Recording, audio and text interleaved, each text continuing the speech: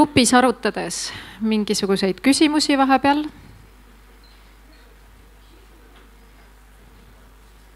Jah.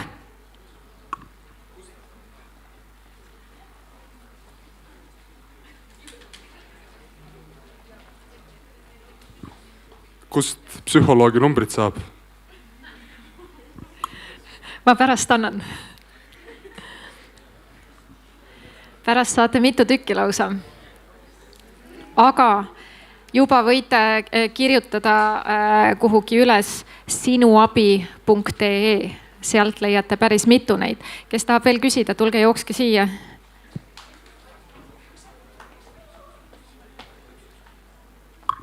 Kuidas psühholoogid ennast ise aitavad või kui tihti psühholoogid enda õpetusi/nõu kuulda võtavad? Küll on hea, et mu abikaasad siin ei ole. Või minu lapsi.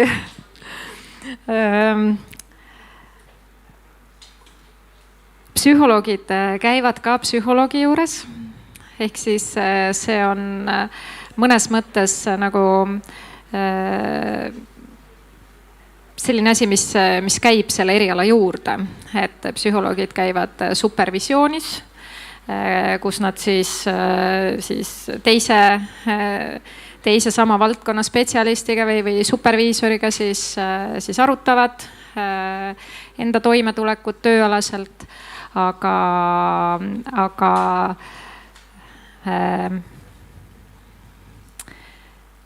keeruline on selle koha pealt, et sa saad alati aru, kui sa teed midagi valesti.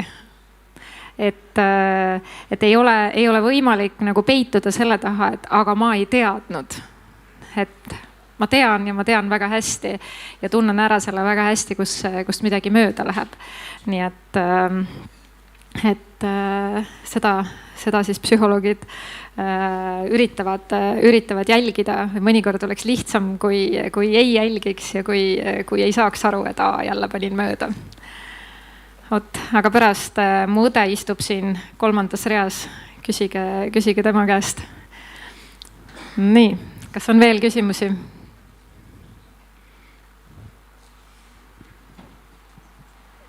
Meil tuli selline küsimus, et kui on siis keegi sõber, kaaslane, et kellel siis on näiteks näha neid tunnuseid ja siis sa nagu suunad teda siis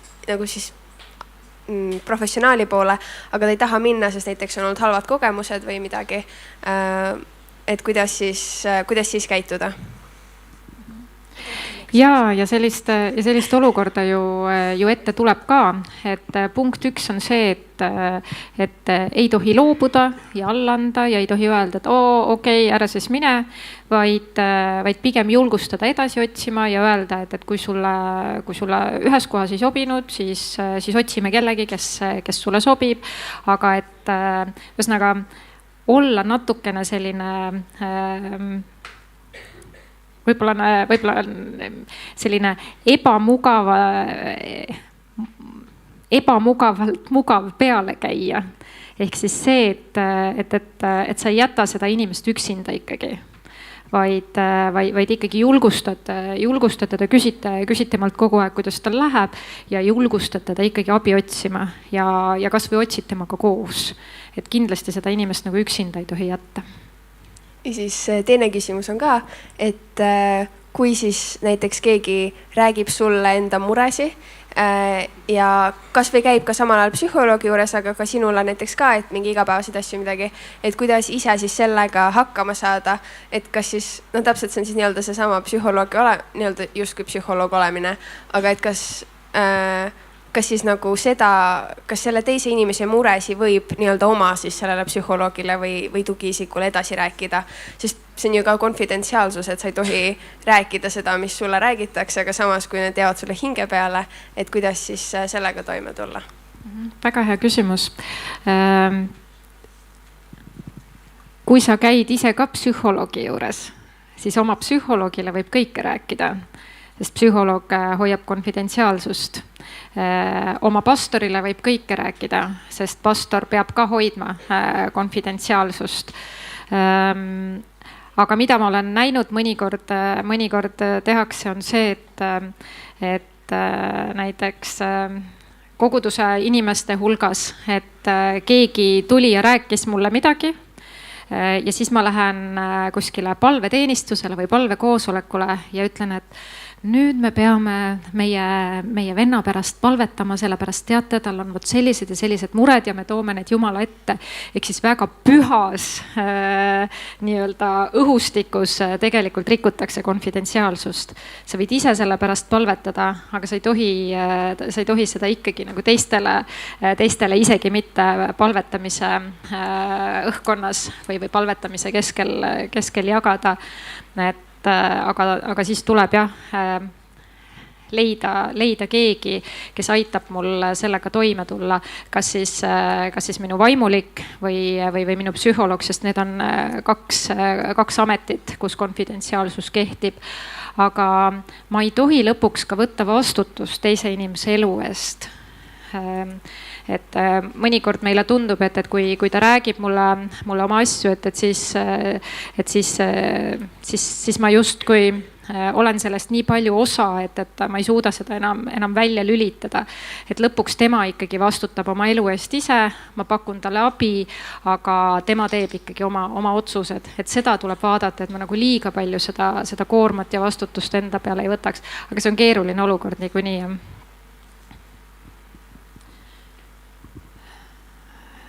Seal on veel üks küsimus, üks noormees soovib küsida midagi. Et ma olen üldjuhul, kõik on hästi ja mul elu on lill ja pesen 2 kord päevas hambaid, kasutan hambaniiti ja hambapastat Sensodyne'i. Ja 1 kord aastas käin hambaarsti juures ka kontrollis. Kas ma peaksin tegelikult mõtlema, et käia ka 1 kord aastas näiteks psühholoogi juures, et kontrollis nagu ennetavalt? Ma tean inimesi, kes seda teevad. Üks ettevõtja tuli minu vastuvõtule ja ütles midagi taolist, ütles, et ega mul midagi väga hullu ei ole, aga ma autohoolduses käisin ära, et autoga oli ka et ma tulin nagu praegu endaga ka sellisesse korralisse hooldusesse, et vaataks üle, kuidas mul läheb. Ehk siis see on üsna selline mõistlik, jah. Veel küsimusi?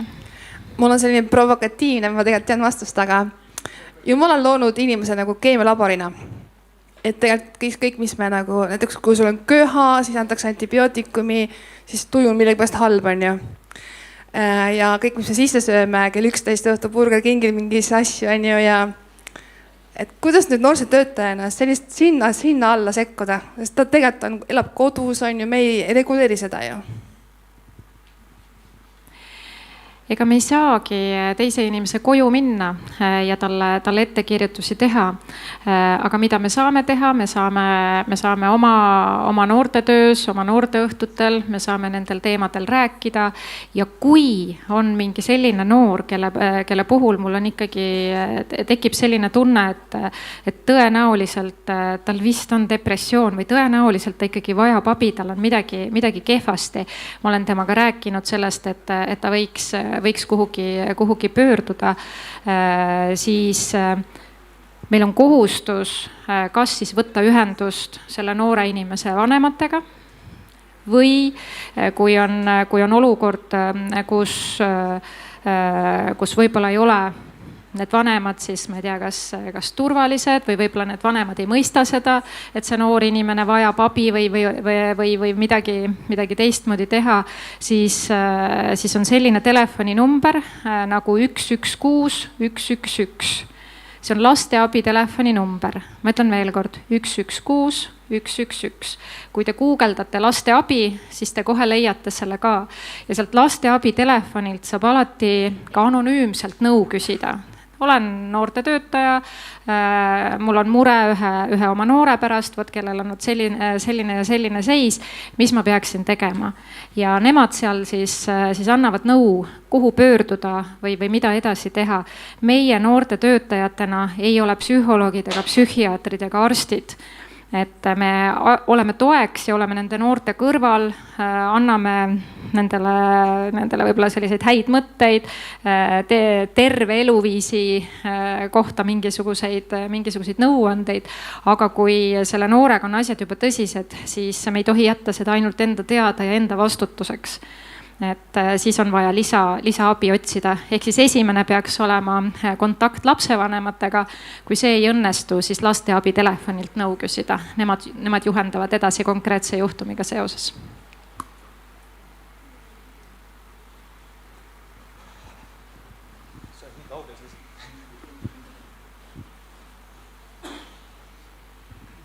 Mul tegelikult küsimust ei olnudki, ma lihtsalt teadsin, et liikumine aitab vaimse tervisega puhul, et ma tahtsin näha, kui kiiresti, tahtsin sõpra aidata. Super, ja nüüd palun keegi sealt poolt saali otsast. Oota, päris küsimus on, jah? See on ka mul vana sõber, siin ei tea kunagi. Selline küsimus, et kui rääkisime nendest enesetapu mõtetest, et kui on sõber, kes on oma eluga, ütleme niimoodi päris puntras, ma olen teda 5 aastat toetanud. Ise hakkan ka ära väsima, et üks ja sama ring käib kogu aeg, eks ju, üritad viia siia ja sinna teise juurde ja kolmanda juurde. Ja ta räägib juba 5 aastat nendest hetkedest, kus ta tahab endalt elu võtta, ma ütlen ära tee seda, julgustan, kinnitan teda, aga need kogu aeg jätkuvad ja ei saa sellest lahti, et kas mingi hetk on see, et kus ma peaksin astuma vahelt välja, ütlema, et nüüd on sinu osa minna ja otsida see lahendus sealt. Mul on siin kohe esimene küsimus, mis mul tuleb, on see, et kas ta käib kuskil spetsialisti juures juba abi saamas? Ta on käinud ja ta ütleb, et ta ei saa sealt abi ja ei ole nõus minema. Et ma sealt kõrvalt ära ei astuks. Aga pigem teeks sellise tõsise jutuajamise, et kui sul on sellised probleemid ja juba nii pikka aega, see on sinu vastutus, et sa lähed kuskile spetsialisti juurde. Mina ei ole spetsialist, mina ei saa sind aidata, aga ma tahan, et sa abi leiad. Ja nüüd me võtame koos siit lahti ja sa pead kuskile spetsialisti juurde minema. Ma hoolin sinust, ma tahan, et sa leiaksid abi. See inimene on vaja spetsialisti juurde saada. Ma ütleksin kohe juurde seda, ei ole isegi spetsialist. Kui ta ütleb, et too spetsialist sobib mulle, et see isik on vastumeelne või mis iganes, siis alati ju tasub talle uus spetsialist otsida, sellepärast, et igal inimesel on oma inimene, kes sobib temaga vestlema. Jaa, just, aitäh selle kommentaari eest, et kui me mõtleme üleüldse inimeste peale, et mõne inimesega on kohe esimesest pilgust hea klapp ja sa tunned, et see on minu inimene ja mul on väga mõnus temaga suhelda ja mõne teise inimesega ta ei pruugi olla üldse kuidagi halb inimene. Aga sa tunned, et me oleme nii erinevad, keemiad ei klappi oma vahel. Et spetsialistidega samamoodi. Kui üks spetsialist ei sobi, siis otsi järgmine. Et just, aitäh. Kuskil oli veel käsi püsti siin. Aha, 2 tükki oli. Ma olen siia enne. Kui tugev piir on pinge ja ärevuse vahel, et kui mul on päris pingeline periood elus, siis kui palju ma tegelikult pean natukene ette ka mõtlema, et okei, et kus ma täna olen ja et kas ma väga lihtsalt võin kukkuda sinna ka nii-öelda ärevuse auku. Pinge ja ärevus võib öelda, et on tegelikult peaaegu üks ja sama. Küsimus on selles, et kas tegemist on patoloogilise ärevusega, patoloogilise pingega või kas tegemist on juba ärevushäirega. Et see, kui mul on pingeline periood, siis, ja ma tean juba ette, et see läheb mul raskeks, siis ma pean juba tegema ette ka plaane, kuidas ma ennast hoian ja säästan, kuidas ma oma akusid laen vahepeal. Ja kui mul on olnud see kogemus, et ma kukun sinna auku, et siis ma juba ette mõtlen ja planeerin seda, et kuidas seekord mitte kukkuda. Jah.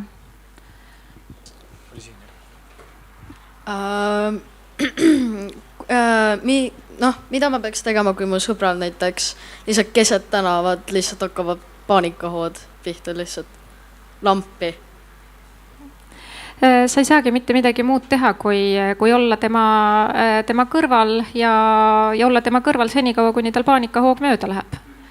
Et kui seda on tal enne olnud, et see ei ole esimene kord, ei ole vaja arsti kutsuda, et on teada, et see läheb mööda, siis sa lihtsalt oled hästi rahulik. Oluline on ise mitte paanikasse sattuda, vaid võimalusel siis kas või mingi füüsiline kontakt, kui ta lubab, et olla temaga füüsilises kontaktis ja lihtsalt olla tema kõrval. See läheb mööda. Isegi siis, kui on nagu sotsiaalmeedias lihtsalt ütleb, et et nagu mul on vaja suuga rääkida, mul hakkavad paanikahood lihtsalt, et ma olen keset tänavat ja siis nagu lihtsalt ongi see või? Kas see on ka variant? Et tal hakkavad kuskil mujal paanikahood ja ta kutsub sind. Ja ta on üksi nagu näiteks. Ja kui sa ei ole tema kõrval, et siis sul on võimalik olla temaga näiteks, ütled, et ma ei tea, tee mulle kõne ja sa lihtsalt oled temaga kõnes senikaua, ütled, et vaata mulle otsa, et ma olen siin, ma kuulan sind, hingame koos rahulikult. Sa näitad talle seal kõnes, kuidas sa hingad ja lihtsalt oled temaga kontaktis senikaua, kuni tal mööda läheb. Et tihtipeale see paanikahoos on hirmus, on olla üksinda. Et see on hea, kui sa saad sellel ajal. See inimene tihtipeale ei ole võimeline väga selgelt rääkima aga see, et ta näeb, et sa oled temaga kontaktis ja tema juures. Kas või mingi siis kõne vahendusel.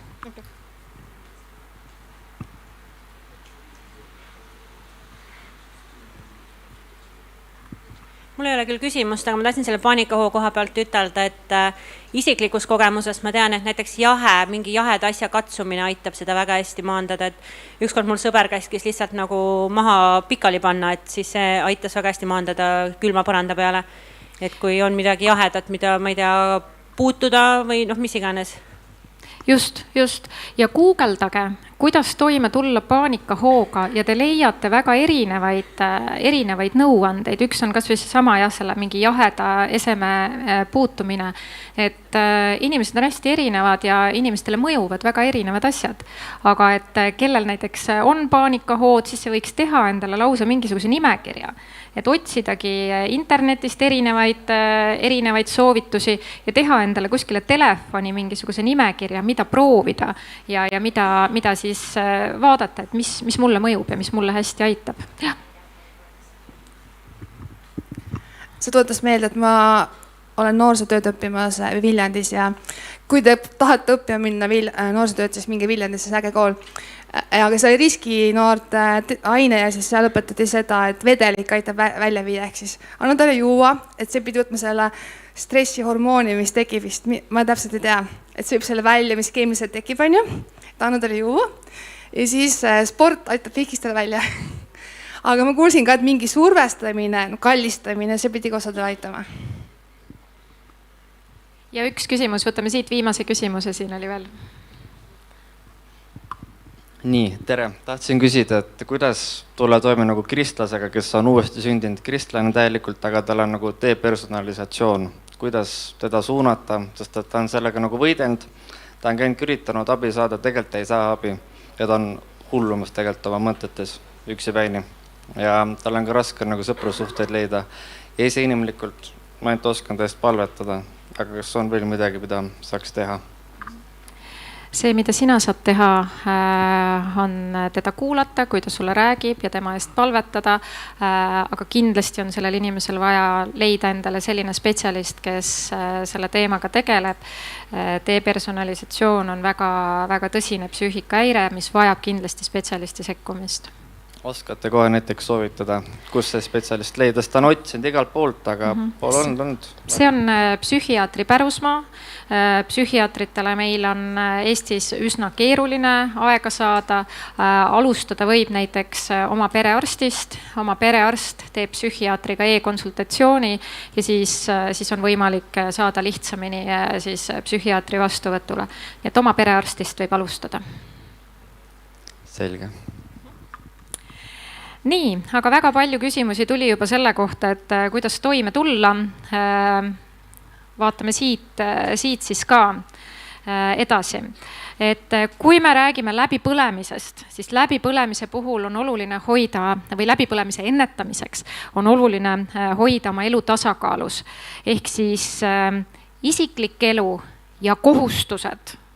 Ja see kohustused või töö, see võib olla ka siis palgaline töö või minu õppimine, mis on minu kohustus, või minu vabatahtlik töö, mida ma teen koguduses või kuskil mujal. Et kui neid kohustusi on nii palju, et nad kaaluvad üles selle, mis on minu nii-öelda taastumise võimalused, minu suhted perega, puhkamine, enese eest hoolitsemine, siis see võib väga kergesti läbipõlemiseni viia. Nii et peaks kindlasti vaatama seda, et need kaks poolt oleks tasakaalus. Need, mis kohustused ma olen endale võtnud, et me, ütleme, see töö, mida me teeme koguduses, et see on ka ühest küljest, on see võib olla mingis mõttes ka akude laadimine, eks. Et ma tunnengi, et ma saan ise ka, nii nagu piibel ütleb, et teisi kastes saad ise kastetud. Et kui ma seda tööd teen, et siis ma tunnen, kuidas see nagu laeb mind või kuidas see täidab mind. Samas, kui ma teen midagi, mis on minu kohustus, et siis see hakkab ka kuskilt mingisuguseid jõuvarusid kasutama. Et see ei ole üldse selline negatiivne, eks. Aga kui ma kuhugi panustan, siis ma annan sinna mingisugust oma jõudu ära. Et siis ma pean vaatama, et ma saaksin siis sealt teiselt poolt ikkagi seda jõudu tagasi ja et see ei läheks nagu tasakaalust välja. Nii et see võiks olla punkt number 1.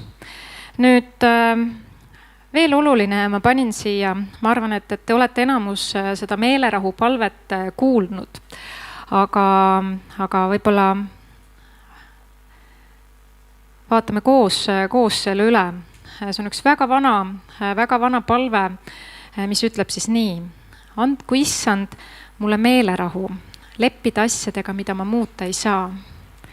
Jõudu muuta asju, mis on minu võimuses ja tarkust nende kahe asja vahel vahet teha. On mõned asjad, millega tuleb leppida, mida muuta ei saa. On mõned asjad, mille nimel tuleb võidelda. Mida inimesed mõnikord teevad, on see, et nad annavad alla nende kohtade peal, kus tegelikult peaks tegutsema. Ja kus nad võitlevad mõttetult sellise koha peal, kus peaks laskma asjadel lihtsalt olla. Nii et andku Jumal meile kõigile tarkust, et me saaks aru, kus me peaks leppima ja laskma asjadel olla ja kus me peaksime tegutsema. Aga 5 peamist punkti oma vaimse tervise hoidmiseks. Kas keegi teab, et praegusel hetkel on käimas vaimse tervise vitamiini kampaania? Kes on kuulnud sellest midagi, tõstke käed. Mõned on kuulnud, ja mis nädal praegu oli? Une ja puhkamise nädal, ja et peaasi.ee korraldab vaimse tervise vitamiinide kampaaniat ja nad ütlevad seda, et on olemas siis 5 vaimse tervise vitamiini. Puhkus ja uni, söömine, joomine, füüsiline koormus, suhted ja positiivsed kogemused. Kõike ei pea üle psühhologiseerima ega ka üle vaimulikustama. Ma loodan, et ma ütlesin õigesti selle sõna nüüd praegu, jah? Mõnikord on asjad väga praktilised ja väga füüsilised. Kui te vaatate siin 3 punkti, esimest punkti, väga füüsilise kehaga seotud. See, kui palju sa puhkad ja magad, see, mida sa sööd ja jood ja see, milline on su füüsiline koormus. Indrekul füüsilise koormusega täna küll probleeme ei ole, pärast teeme talle veel seda. Aga nii lihtne on panustada endasse ja hoolitseda enda vaimse tervise eest tegelikult. Kui need asjad lähevad paigast ära, siis läheb vaimne tervis paigast ära. mõnikord inimesed tulevad psühholoogi juurde, ütlevad, et ma ei tea, et mul on depressioon ja ma tunnen ennast väga halvasti, mul on palju ärevust ja et tõenäoliselt on küsimus selles, et ma ei tea, mu lapsepõlves olid seal mingisugused sellised või teistsugused asjad. Enne kui sa vaatad lapsepõlve, kõigepealt sa vaatad seda, kuidas see inimene magab, kuidas ta sööb ja joob ja kui palju ta liigutab.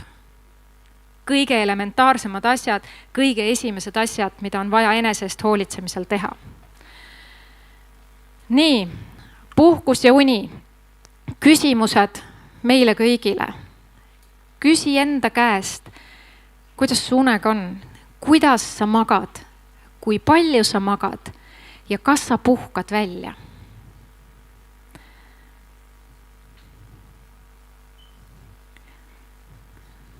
Ehk siis, mis värk on su unega?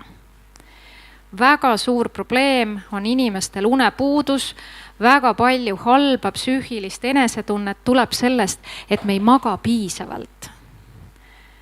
Voodisse läheme küll mingisugusel, ma ei tea, normaalsel ajal, aga siis seal voodis oleme, ma ei tea, telefonis veel mitu tundi ja siis, kui sa lõpuks jääd magama, siis su uni on natukene häiritud, sellepärast, et su aju on nii aktiivne sellest telefonis olekust ja sul unetunde tuleb liiga vähe. See uni on selline kehvapoolne, aga und on vähe ka. Ehk siis me peame garanteerima endale normaalse une. Kui sa lähed liiga hilja magama, siis esimene asi, mida sa saad teha oma enesetunde parandamiseks, oma vaimse tervise heaks, on see, et sa hakkad oma seda magamisaega tooma järjest ettepoole. Kui sa lähed tavaliselt magama kell 2, siis see ei õnnestu, et okei, ma otsustan, ma käisin nüüd kuskil seminaril ja ma nüüd otsustan, et nüüd ma hakkan magama minema kell 10. Ei õnnestu nii suurt vahet teha kohe, et hakkad väikeste sammude kaupa seda aega ettepoole tooma. Aga kui sa ei maga korralikult, siis läheb asi metsa. Kas sa pead hingamispäeva? 6 päevaga lõi Jumal taeva ja maa ja 7. päeval ta hingas, ta puhkas. Meie samamoodi, meil peab olema igal nädalal vähemalt 1 päev, kus me oleme kohustuste vabad, kus me saame lihtsalt puhata, chillida, olla rahulikult. Inimesel organism on niimoodi loodud, et me vajame seda puhkust. Me vajame seda päeva, kus me lülitame ennast välja nendest muremõtetest või oma kohustustega seotud mõtetest. Kas sa võtad töödest puhkust vähemalt 14 päeva? See on nendele inimestele, kes käivad palgatööl. Need, kes käivad koolis, meil on Eestis pikk suvepuhkus nii kõrgkoolides kui gümnaasiumites, aga need, kes käivad tööl, et sul peab olema ka selline pikem puhkus, kus sa lülitad ennast oma tööasjadest välja. Kui me räägime kogudusest teenimisest, siis koguduses töötavatel või vabatahtlikult kaasa teenivatel inimestel peab olema samamoodi aasta jooksul vähemalt 2-nädalane periood, aga parem kui veel pikem, kus nad ei tee seda oma teenimistööd. Need, kes on meeskonnajuhid, need peavad vaatama, et see oleks garanteeritud ja et see oleks võimalik. Eelviimane küsimus, kas ja kuidas sa lülitad ennast välja? Väga paljud inimesed ütlevad seda, et ma ei suudagi ennast välja lülitada, sest mõtted kogu aeg keerlevad. Selle kohta on ka väga palju tehnikaid internetis saadaval, kui sa guugeldad, kuidas tulla toime ülemõtlemisega, kuidas tulla toime muremõtetega. Meil kristlastena on see hea, et me saame palvetada, me saame piiblit lugeda, aga kui inimesel näiteks on depressioon või ärevus väga suur, siis inimene näiteks, kui sa ütled talle, ta loe rohkem piiblit ja palveta, siis ta ei ole lihtsalt võimeline seda tegema. teeb selle piibli lahti ja ta hakkab lugema ja ta loeb võib-olla sealt ühe peatüki ära ja tegelikult aju ei ole sellega kaasas, aju ei ole võimeline seda sellel hetkel analüüsima ja ta ei mäleta mitte midagi, mida ta luges. Kui sa ütled talle, et palveta rohkem, et see aitab. Loomulikult me teame, et palve aitab ja palve on see, mis mõjub meile hästi. Depressioonis inimene tihtipeale ei ole võimeline isegi palvetama mitte. See, mida ma saan teha, ma saan palvetada tema eest, ma saan palvetada temaga koos, aga tema tihtipeale ei ole võimeline palvetama.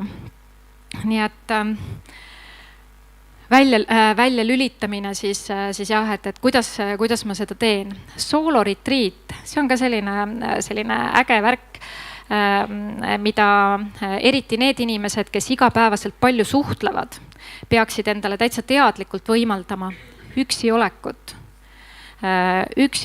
ja üksi puhkamist. Et mõned inimesed ütlevad, ma ei suuda üksinda olla, ma tunnen ennast halvasti, kui ma üksi jään. Kui sa ei suuda üksi olla, siis see näitab seda, et sa peaksid kellegagi sellest rääkima. Et inimesed tihtipeale ei suuda siis üksi olla, kui nendel on midagi, mis teeb näiteks haiget ja siis kui teeb üksinda, siis need mõtted kerkivad üles.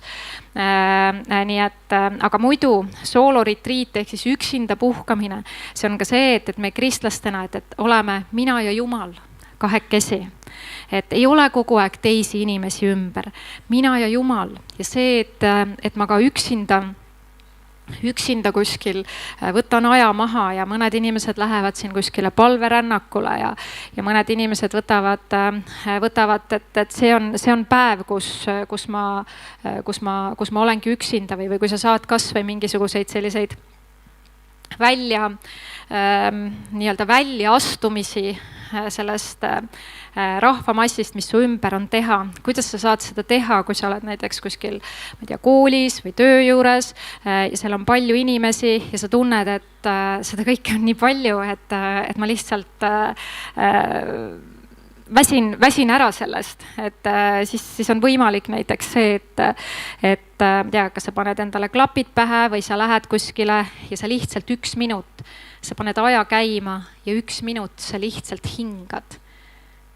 Sa lihtsalt hingad ja paned oma tähelepanu sellele, kuidas õhk liigub sinu ninasõõrmetes, kuhu see õhk liigub, kuidas õhk jõuab sinu rinnakusse, kuidas õhk paneb liikuma sinu kõhu ja sa lihtsalt paned omal taimeri käima ja näiteks minut aega või 2 minutit, sa lihtsalt paned silmad kinni ja hingad. Et kas see selline hästi väike sutsakas annab tegelikult juba väikese sellise restardi ja puhkehetke. Kas keegi teeb päevaseid näppe, power näppe? Jaa. Et mõnikord, kui sa oled väsinud, et ei ole võimalik näiteks mingisugust pikka uinakut teha, 20 minutit lihtsalt pikali olemist ja tukkumist või tukastamist eesti keeles. See juba mõjub hästi ja turgutavalt. Ja isegi kui sa ei jää magama, kui sa oled lihtsalt pikali silmad kinni niimoodi, et sa ei ole samal ajal telefonis, võib-olla sa paned telefonist käima hoopis mingisuguse, ma ei tea, vihmasabina või lõkkepragina või mingi ookeani müha või mis iganes hääli on võimalik YouTube'ist leida. Sa paned selle käima 20 minutit, sa lihtsalt oled, sa ärkad üles sellest, isegi kui sa päris tukkuma ei jää, aga sa ärkad üles ja sa tunned, et sa oled puhanud. Nii et me peame endale võimaldama selliseid puhkehetki. Number 2, söömine ja joomine. Mida, kui palju ja kuidas ma endale suust sisse siis lasen minna. Number 1 küsimus, kas sa jood piisavalt vett? Tõstke üles kõik, kellel on pudelit praegu kuskil võtta. Ma saan aru, siin anti vett, jah? Nee. Kes ei ole veel, mis kell te need pudelid kätte saite? Hommikul? Siis kui te tulite, kell 10. Kes ei ole sealt veel võtnud, palun nüüd teeme kõik siis ühe lonksu, igaüks, kellel on mingi veepudel olemas, palun tee oma veepudel lahti ja võta sealt vähemalt 3 lonksu.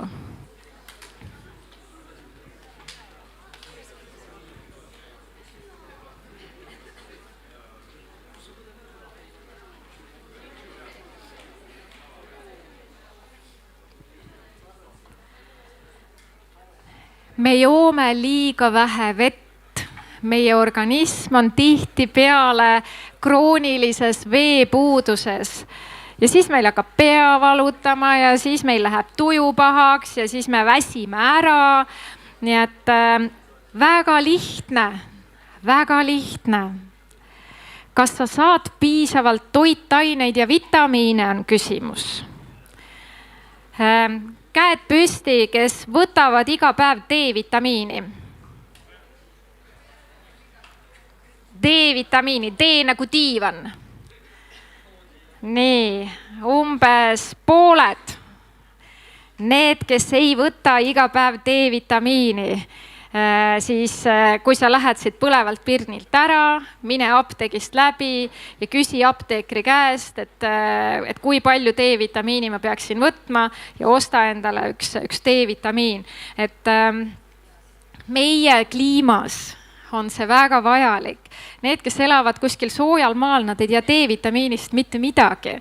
Aga meie kliimas lihtsalt keha ei tooda, meil ei ole piisavalt päikesevalgust, meie keha ei tooda piisavalt D-vitamiini ja me väsime ära.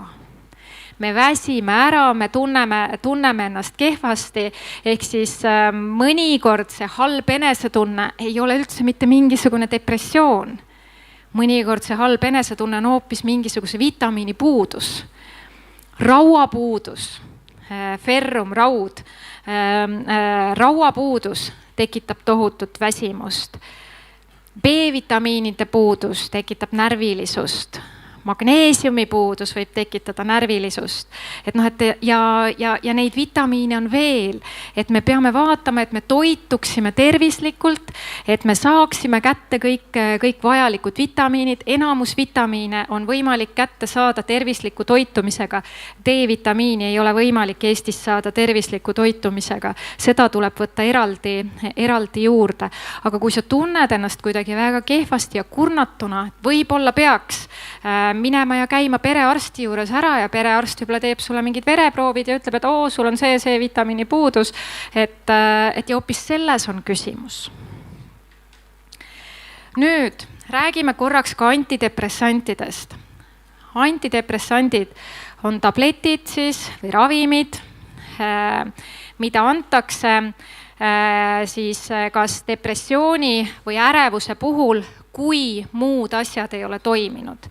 Kui muud siis abivahendid ei ole toiminud. Depressioonil on ka erinevad astmed, on kerge depressioon, mõõdukas depressioon ja sügav depressioon. Kerge depressiooni puhul on võimalik väga palju ennast ise aidata. Seesama see, et panen oma une korda, vaatan, kuidas ma söön, vaatan, kui palju ma liigutan, ja juba enesetunne võib minna paremaks. Kui me räägime mõõdukast või sügavast depressioonist, siis seal on tihtipeale ikkagi vaja mingisugust spetsialisti sekkumist. Ja mõnikord need arstid siis ütlevad, psühholoog ei kirjuta antidepressante, ainult arstid teevad seda. Ja mõnikord siis arst ütleb, et okei, sa oled proovinud neid ja neid asju, enesetunne ei ole paremaks läinud, et kirjutame antidepressandid. Väga paljud inimesed kardavad antidepressanti. Aga kui arst ütleb sulle, et seda oleks vaja võtta, siis oleks mõistlik arsti kuulata. Kui sa paned käe südamele ja ütled, et ma olen kõiki neid muid asju enne proovinud. Küsitakse, kas antidepressant tekitab sõltuvust. Antidepressant ei tekita sõltuvust. Sõltuvust tekitavad näiteks retseptiga kirjutatavad need rahustid ja retseptiga kirjutatavad unerohud ja ka mõned retseptiga kirjutatavad valuvaigistid võivad tekitada sõltuvust. Nii, mis asi see on? Paprika või tomat? Paprika. Lase ringi käima ja võtad ampsu paprikat ja tunned, kuidas enesetunne kohe läheb paremaks. Nii, kes tahab? Ja. ehk siis antidepressant iseenesest ei tekita sõltuvust. Millal hakkab mõjuma? Antidepressant ei hakka kohe mõjuma, see ei ole nagu valuvaigisti, et sa võtad sisse ja 20 minuti pärast tunned, et hakkab mõjuma. Rahusti hakkab kohe mõjuma või väga kiiresti mõjuma, aga rahusti on ka see, mis tekitab sõltuvust, nii et rahustitega tuleb olla väga ettevaatlik. Keegi oskab öelda ühe kõige enam levinud rahusti nime meil siin Eestis?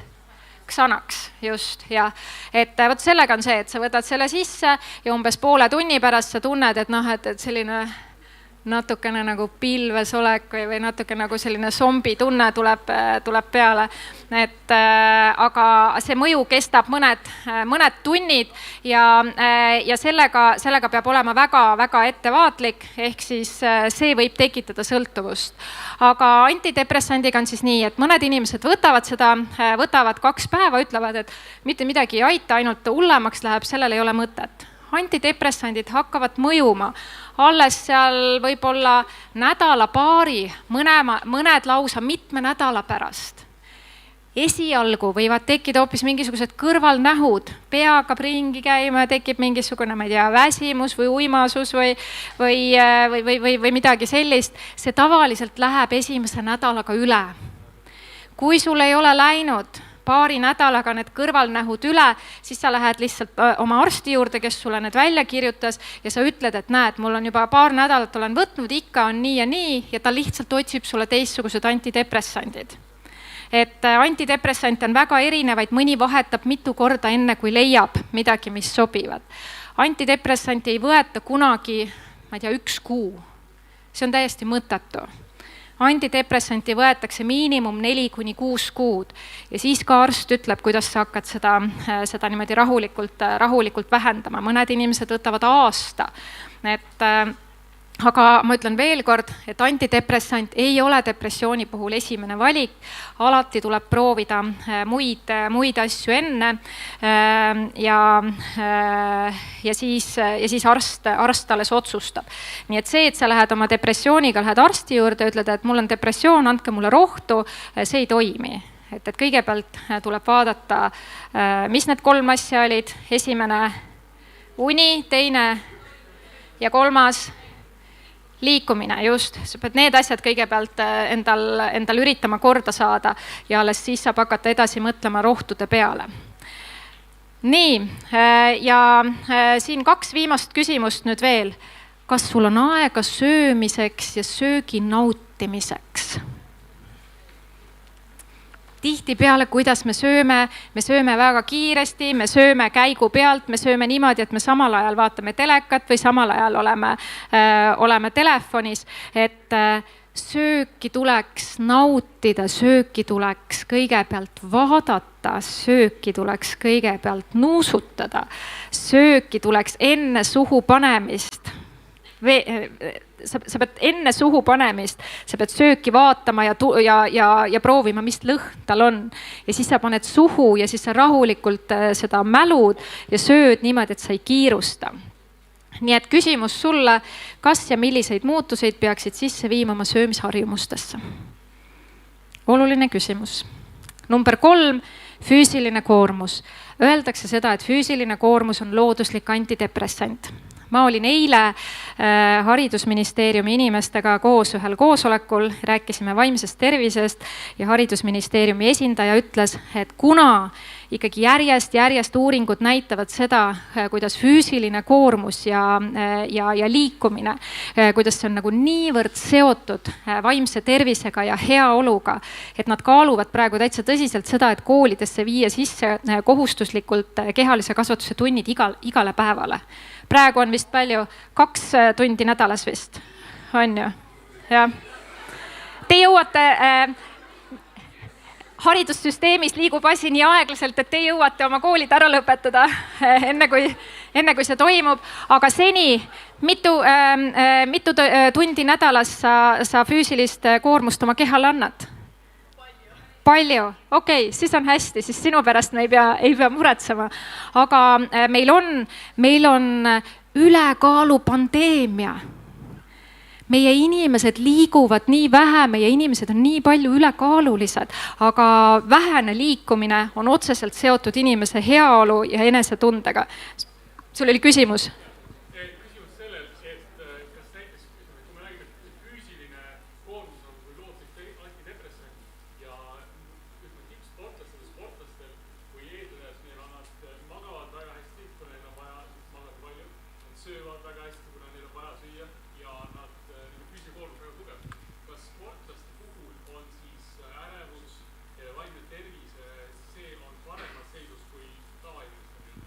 Ma olen siin Erki Noolega täitsa ühel meelel ja ütlen, et jah, need, kes tegelevad regulaarselt spordiga, nende enesetunne ja vaimne tervis on paremas seisus, aga sellest üksinda ei pruugi iga kord aidata. Kui seal on mingisugused muud faktorid, mis mõjutavad. Minu vastuvõtul käib ka tippsportlasi ja neid, kes väga intensiivselt spordiga tegelevad, kellel ikkagi on vaimse tervise probleeme. Aga seal on siis juba muud tegurid, mis kaasa mängivad. Öelda seda, et ainult spordiga saab kõik korda, nagu siin siis mõni tuntud inimene on arvanud, et see kindlasti aitab saada paremaks, aga alati sellest üksinda ei piisa. Nii et mõelge oma füüsilise koormuse peale. Kuidas teil läheb? Tõstke käed, kes on praegu väga rahul oma füüsilise koormusega, ehk siis seda on piisavalt. Ütleme umbes kolmandik, jah? 2/3 pange omale füüsilist koormust juurde ja vaadake, kas see mõjub. 4, suhted. Suhted. Hoia oma suhteid, paranda oma suhteid. Ja siin on 2 dimensiooni. Vertikaalne dimensioon ehk meie suhe Jumalaga ja horisontaalne dimensioon ehk suhe inimestega. Ja ma kirjutasin siia eraldi juurde, eriti oma perega. Eriti see, kui meil on oma pere sees suhted sassis või suhted katkenud või suhted kehvad, see mõjutab meie vaimset tervist. Inimesed võivad öelda, et mul ei olegi vaja oma vanemaid, ma saan ilma nendeta hakkama või et meie peres, ma ei tea, ongi niimoodi, et omavahel ei suhelda.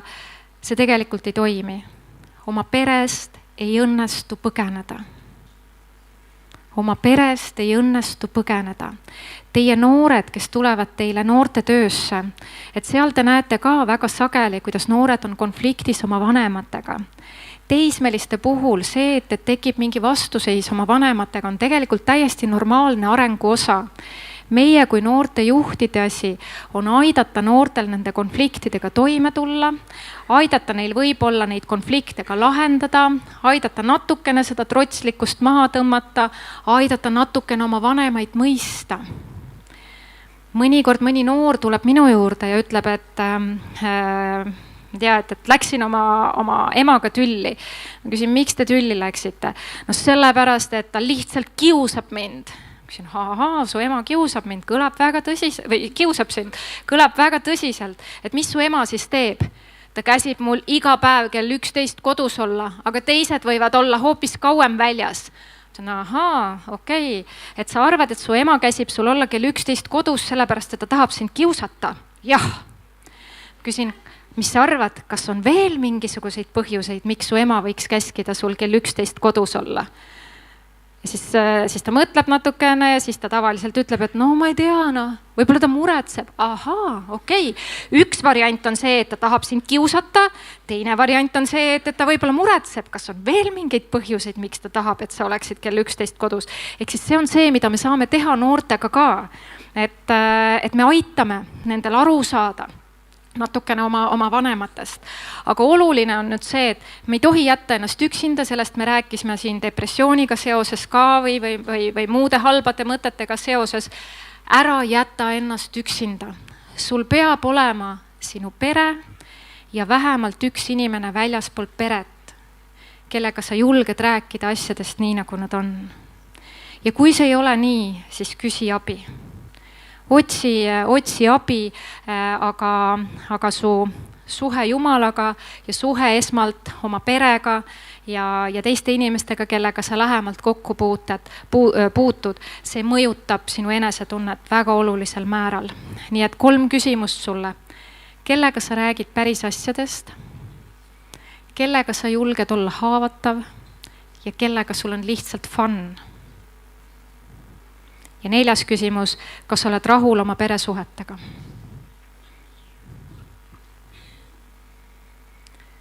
Ja kui keegi, kes on nende asjadega hädas, tuleb ja räägib sulle midagi, siis sa ei saa hakata tema suhteid lahendama, aga mida sa saad teha, ja ma panin selle siia eraldi, mis on nagu ka meie kui juhtide ülesanne, kuulata, kuulata ja kuulata. Inimesed ei vaja tihtipeale nõuandeid, vaid nad vajavad seda, et nad oleksid kuuldud, nähtud ja mõistetud. Mõnikord inimene tuleb psühholoogi juurde.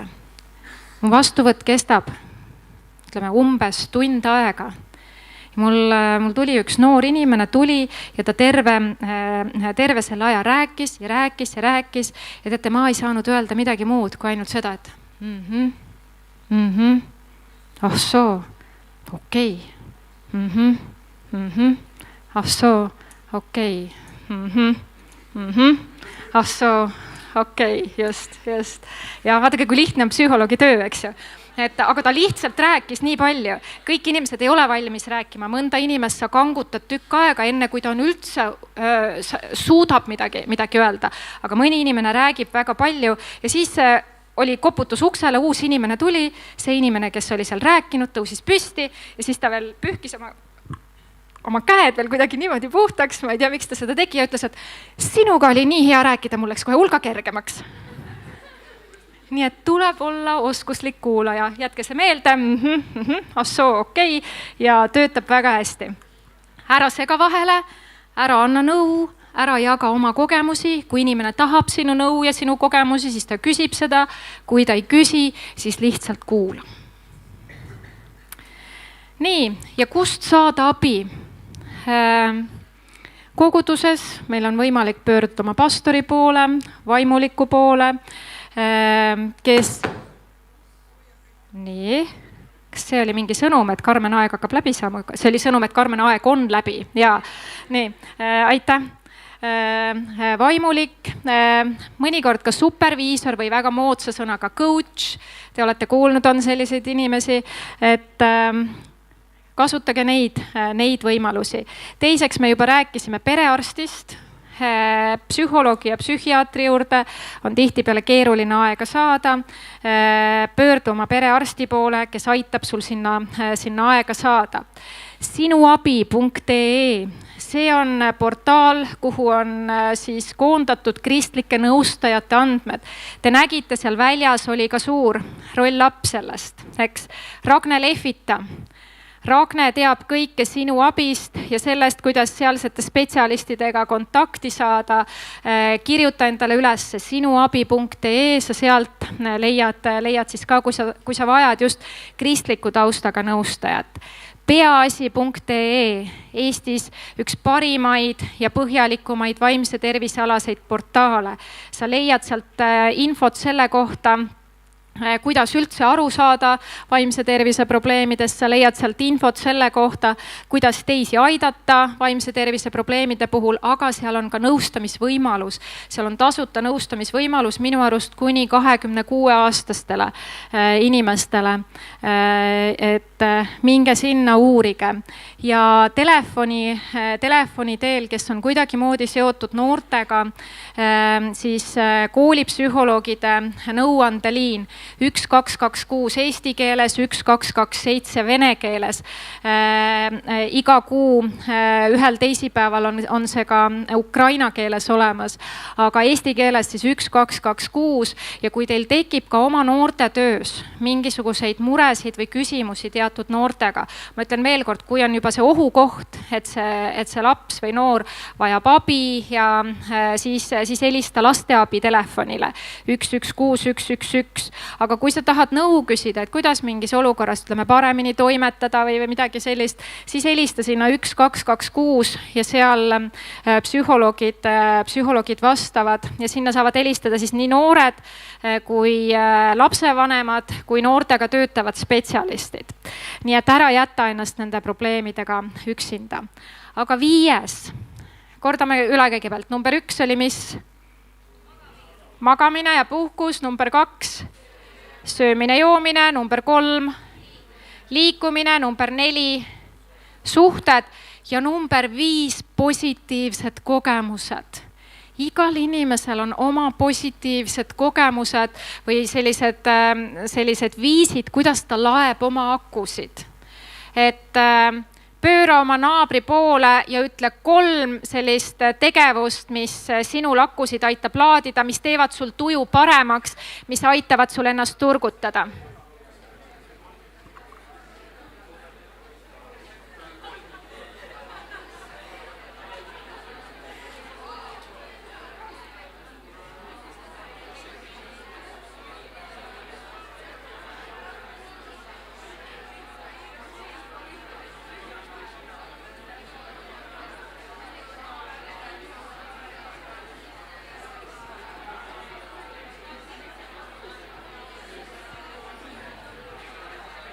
Kolm, 2, 1 ja pane oma suu praegu kinni ja kohe lõpetame.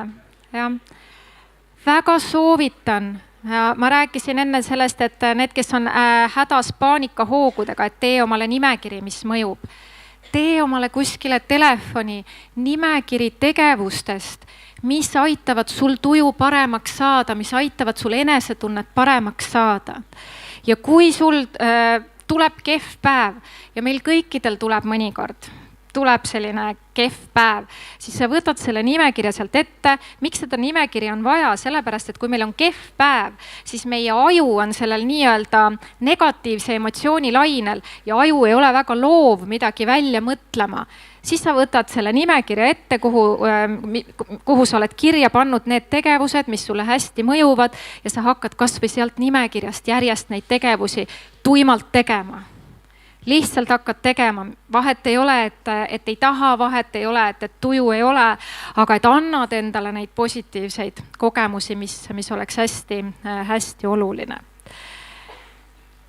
Ja siis lõpetuseks Jeremiia raamatust üks kirjakoht. Meie eesmärk, see, millised me võiksime olla oma teenimistöös, oma elus. Ja nad tulevad ning hõiskavad Sioni kõrgendikul. Nad säravad rõõmust issanda headuse pärast, vilja ja veini ja õli pärast, noorte lammaste, kitsede ja veiste pärast. Nende hing on nagu kastetud rohuaed ja nad ei närbu enam. Tunneme rõõmu issanda headusest, viljast, veinist, õlist, noortest lammastest, kitsedest ja veistest, ehk siis kõigest sellest heast, mis meil elus on. Ja siis me saame olla kui kastetud rohuaed ja me ei närbu enam. Aitäh teile, Jumal õnnistagu teid!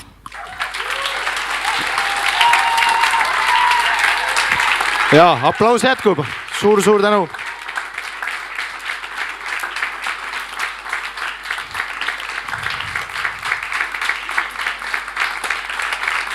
No nii, aitäh Karmenile.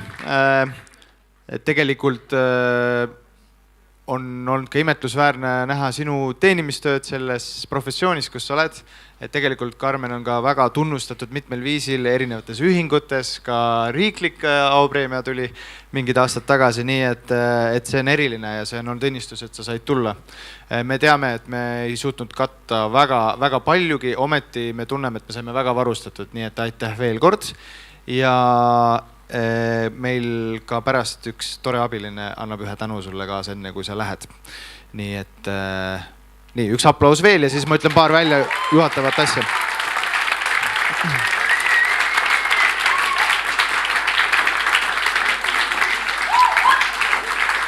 Nii.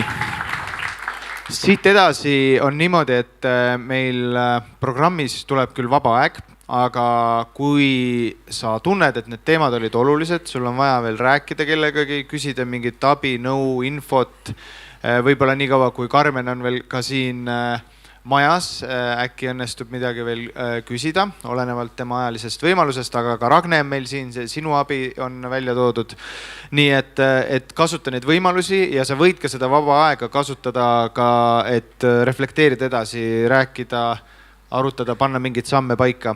Igal juhul ma tahtsin jätta teile võib-olla 3 asja, mis nüüd sellest 2 tunnist nagu mina panin kirja. Ma loodan, et sa ise ka võtad need kaasa. Üks asi on see, et ära unusta siis noorte tööd tehes, et sina ise oled ülioluline tööriist. Et sa pead enda eest hoolitsema. Et see tööriist peab ka terve olema. Teiseks, alati otsi abi. Et Eestis pigem küsitakse abi vähem nendel teemadel. Et pigem alati julge küsida. Ja kui sinu grupis on neid noori ja neid küsimusi tuli siin välja, siis ole julge nagu edasi suunama ja alati otsima, kuni sa leiad selle õige inimese. Ja 3. asi, teate, ma ütlen lihtsalt ise, olles teinud ka noortetööd juba, nüüd ehmusin ära, 20 aastat, et siis aitäh teile, et teil on see kaastunne. Ja teate, mina olen kogenud ka kaastunde väsimust ja see on õudselt kohutav tunne ja siis ma mõistsin, ma pean ise endale kaasa tundma, julgeda. Nii et ma loodan, et sellel Armu ja Rahu konverentsil Põleval Pirnil sa ka tunned, et sina leiad kaastunnet ja sa leiad armu ja rahu ja et sul on jaksu tunda siis ka pärast kaasa ja teenida, et te olete väga erilised, te teete väga unikaalset tööd. Nii et aitäh teile, tehke endalegi üks aplaus, puhkame ja kell 6 sööme õhtust.